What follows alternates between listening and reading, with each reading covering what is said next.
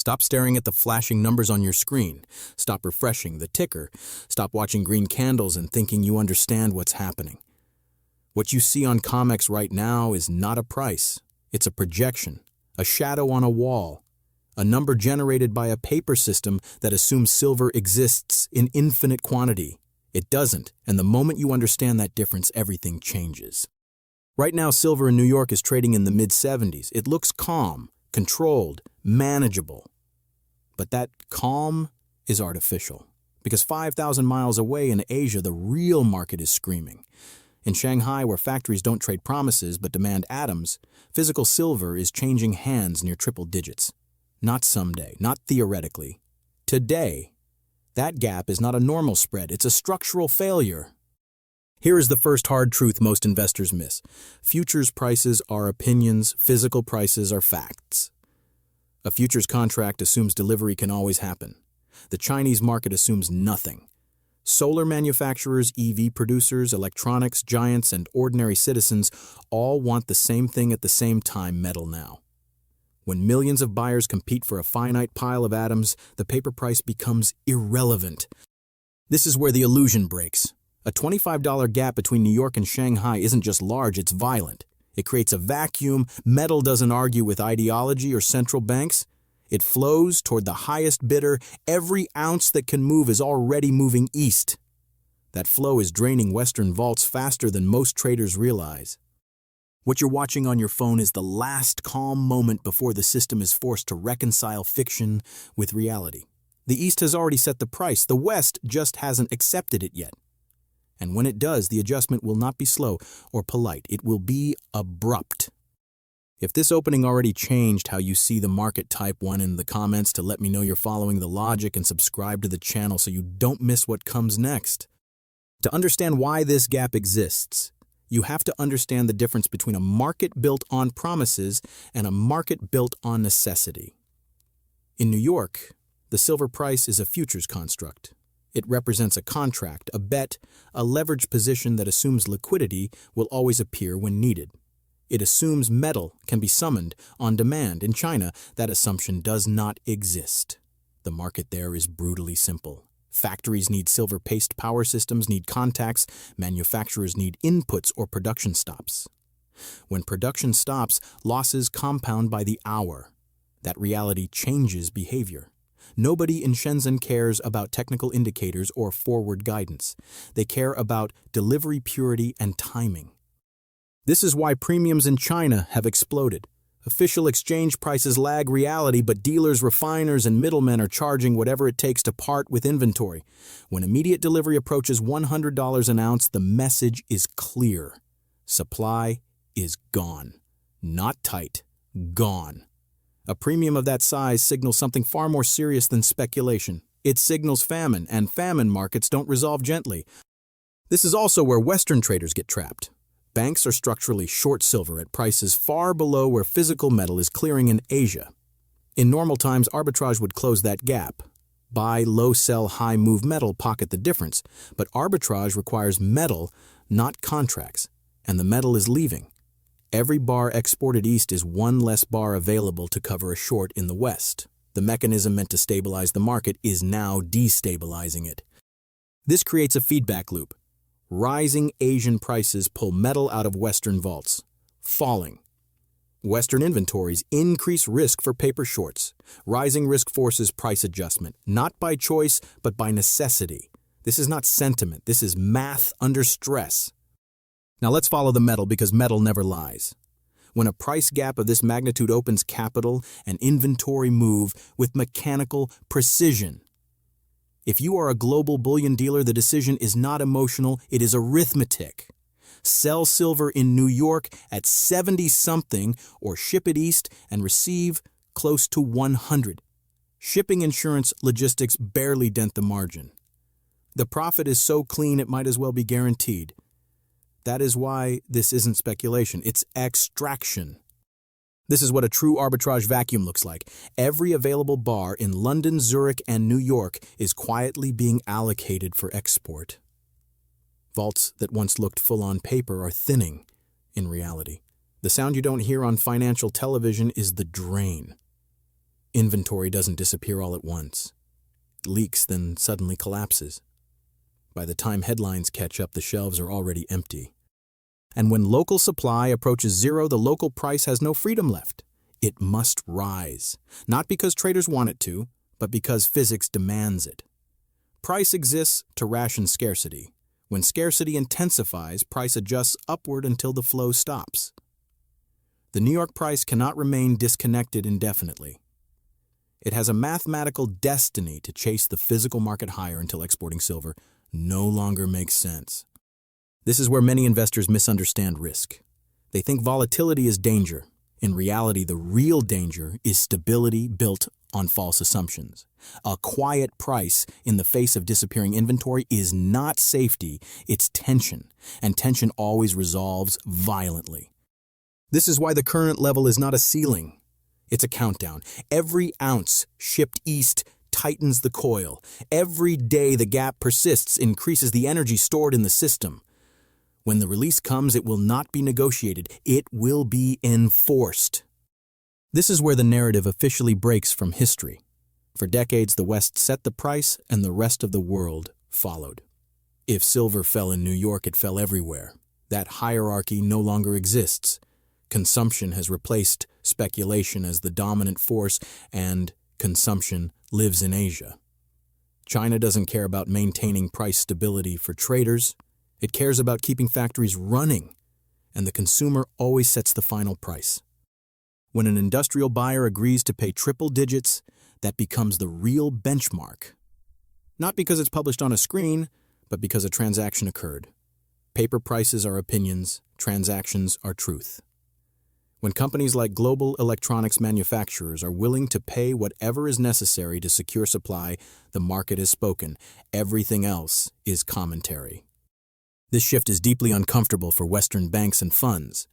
Their models were built on a world where paper volume controlled reality. But you cannot hedge away a shortage. You cannot algorithmically create atoms. When physical demand asserts itself, financial engineering loses its power. The center of gravity moves, and it has moved east. This is why the relationship between paper and physical is decoupling. The paper market is lagging because it is anchored to legacy assumptions, ample supply, rolling contracts, cash settlement. The physical market has no such luxury. It deals in delivery deadlines and production lines. When those two systems collide, one must yield. History shows it is always paper. What we are witnessing is not a rally. It is a transfer of price discovery.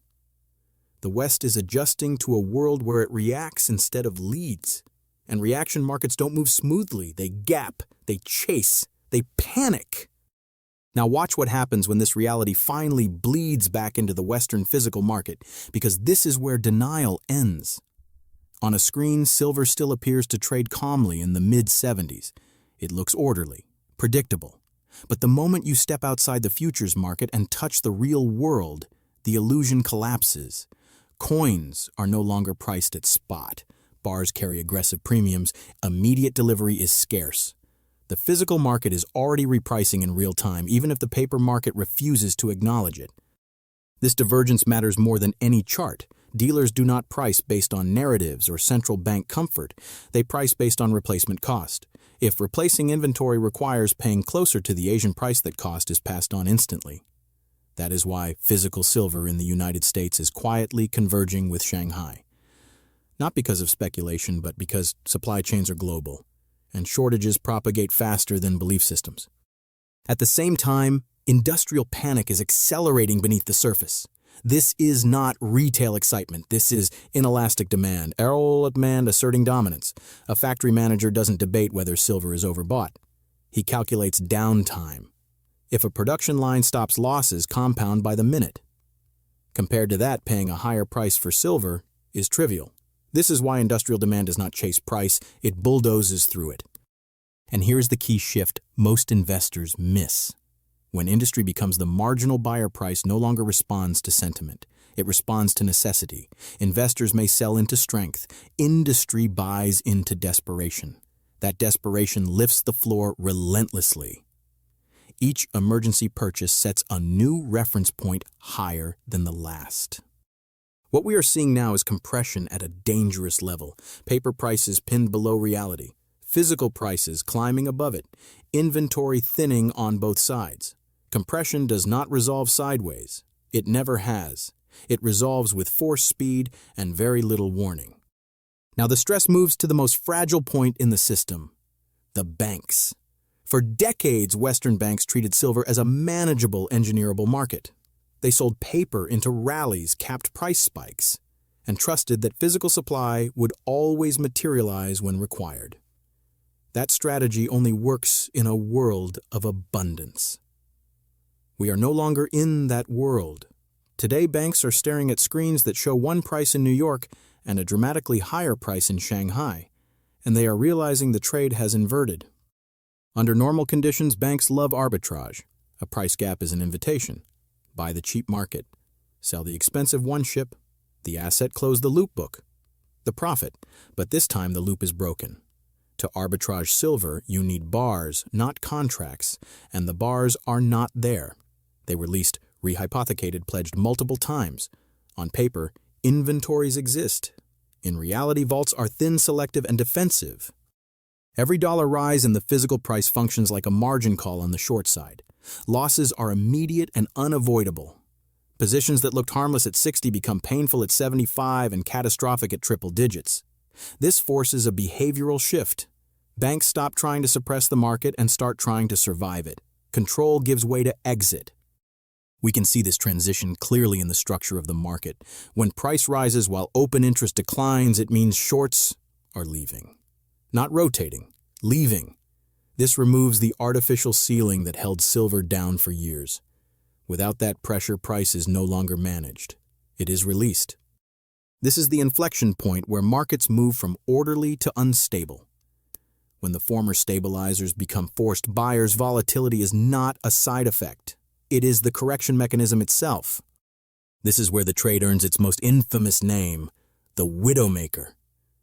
In financial history, a widowmaker trade is one that looks intelligent, well-hedged, and statistically reasonable right up until it destroys everyone who stays in it too long. Shorting silver has quietly become that trade. On spreadsheets and risk models, it still appears survivable. In the physical world, it has become lethal. When real metal consistently clears at a 30% premium to futures, the short position stops being a hedge and turns into a timed explosive. The institutions still holding meaningful short exposure are not confident actors. They are trapped participants. They are simply too large to exit cleanly without detonating the price against themselves. Liquidity has thinned. Depth has vanished. The exit door is narrow, and everyone in the room knows it. Their only theoretical escape route is a sudden collapse in demand, but demand is not emotional or speculative. It is industrial, strategic, and defensive. That makes it stubborn. That makes it unforgiving. This is how squeezes escalate from uncomfortable to violent. One major player decides that survival matters more than discretion. They abandon patience and buy back exposure at whatever price is available. That single act pushes the market higher, instantly worsening conditions for every other short. Others are forced to follow. Coordination breaks down. Fear takes over. Price stops climbing and starts jumping. Gaps appear where liquidity used to be. We have already seen the early tremors, sudden sharp advances with no obvious catalyst. These are not anomalies. They are warnings. In a market this thin, it only takes one desperate institution to move silver $10 or $20 in a single session. When that happens, the narrative will not lead. It will chase. This is what a powder keg looks like before ignition. Quiet on the surface, compressed underneath, deceptively stable. Once the spark hits, there is no orderly exit, no gradual unwind, and no rewind button. There is only repricing. Now add the calendar because timing turns pressure into ignition. As the year closes, incentives shift in ways most retail investors never see. Portfolio managers are judged on where prices settle, not where they started. Performance is marked at the close. Bonuses are calculated, reputations are locked in. That creates behavior. Funds that are long silver want it marked as high as possible. Funds that miss the move feel the pressure to chase. Nobody wants to explain why they ignored the best performing asset on the board. At the same time, selling pressure evaporates. Tax-driven selling ends. Weak hands are already gone. What remains is a market tilted toward buyers with reasons to act immediately. This is not optimism, it is mechanics. When buyers are incentivized to buy and sellers are incentivized to wait, price does not drift, it jumps. Dealer behavior confirms this shift. In normal markets, dealers buy below spot and sell above it. Today, many are bidding above spot just to secure inventory. They are calling customers asking for metal-paying premiums to restock. When the buyback price exceeds the paper price has lost relevance. It becomes a reference point, not a clearing point. This drains liquidity from futures even further. Rational sellers avoid the paper market and move to physical channels where value is recognized. That migration hollows out the futures book. Fewer offers, thinner depth, sharper moves. Volatility increases not because of speculation, but because participation narrows. Add to this the currency backdrop. Inside China, property is unstable, and equities are volatile. Precious metals become a refuge. Retail demand layers on top of industrial demand. This dual engine is powerful. One side buys to survive production, the other buys to preserve wealth. Neither is price sensitive in the short term. This is how markets lose their brakes. Multiple forces align. No single actor controls the outcome. The system simply responds, and when it does, it responds quickly. As we move beyond the year-end noise, the focus shifts to what happens next. Because the real pressure does not arrive in December, it arrives in January. The first trading days of a new year reset mandates, rebalance portfolios, and unlock capital that has been waiting on the sidelines. This is where structural demand enters the picture, and it enters quietly but forcefully. Global pension funds control tens of trillions of dollars. Their exposure to commodities and to silver in particular is microscopic. For years, that underallocation didn't matter. Returns were weak. Volatility was frustrating, and paper assets dominated performance tables. That has changed. Silver has outperformed. Inflation protection is back in focus. Committees respond to relative performance, not ideology. When the best asset of the prior year is ignored, mandates adjust. Here is the imbalance most investors underestimate. A tiny shift in institutional allocation represents a massive inflow relative to the size of the silver market. Even a fractional reallocation translates into tens of billions of dollars chasing a market whose annual mine supply is worth a fraction of that amount. This is not incremental demand, it is a liquidity shock. Price must rise to absorb that capital. There is no alternative mechanism. At lower prices, demand overwhelms supply instantly. Higher prices are not excess, they are rationing. This is why repricing events happen in steps, not slopes. The market jumps to levels where transactions can actually clear. This institutional flow will arrive in a market already drained by Asian demand and weakened by bank retreat. There will be no buffer, no hidden stockpile waiting to be released. When capital meets scarcity, price adjusts until balance is restored. This is why the narrative of a catch-up trade understates the situation. This is not catching up. This is recalibration, a market being forced to recognize what it has ignored. Now we arrive at the part that matters most. The strategy, the lessons, and the decisions that separate spectators from survivors. By this point, the message should be clear. What we are witnessing is not a temporary dislocation or a speculative frenzy. It is a structural repricing, driven by physical scarcity, industrial necessity, institutional rotation, and geopolitical risk. These forces are not short-term trades. They are long-cycle drivers.